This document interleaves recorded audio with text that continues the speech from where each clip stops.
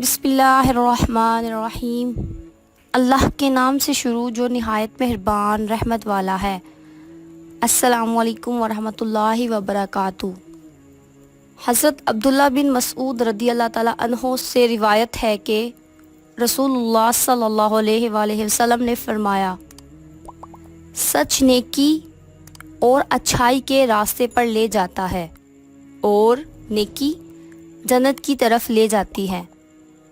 ایک آدمی سچ بولتا رہتا ہے حتیٰ کہ وہ اللہ کی ہاں صدیق لکھ دیا جاتا ہے، اور جھوٹ فسق و فجور کی طرف لے جاتا ہے، اور فسق و فجور جہنم کی آگ کی طرف لے جاتا ہے۔